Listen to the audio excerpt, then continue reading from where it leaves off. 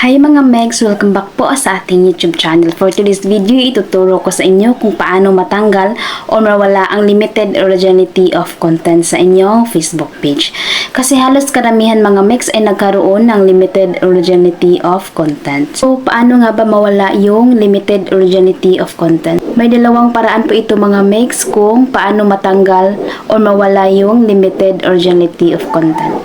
So, sundan nyo lang po itong video at tapusin nyo po itong video hanggang sa dulo. So, kapag nandito na po tayo mga Megs sa ating Facebook page, pindutin nyo lang po ang inyong profile. Ito.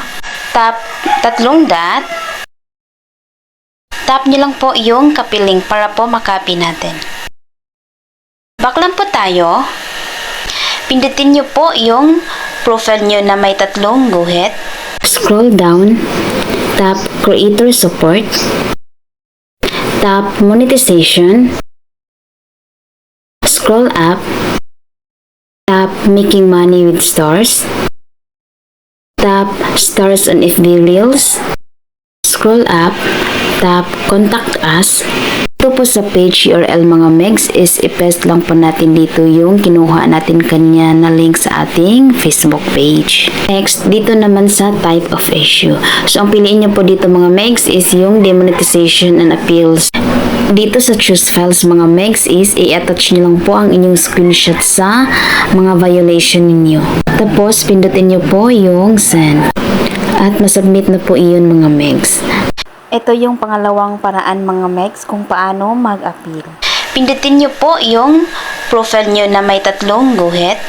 Pindutin nyo lang po yung professional dashboard. Scroll up. Tap page recommendation. Tap monetization. I-screenshot po natin itong mga Megs kasi magamit po natin ito mamaya. Back lang po tayo. Tap nyo po yung profile na may tatlong guhit. Scroll down. Tap help and support. Tap report a problem. Scroll down. Tap continue to report a problem. Tap include. Scroll up lang po natin mga Megs. Kapag page po ang gamit nyo, i-click nyo po yung page. Pag profile naman, i-click nyo po yung profile. So, page po ang gamit ko mga Megs. So, pindutin nyo po yung page. I-tap nyo lang po itong X mga Megs.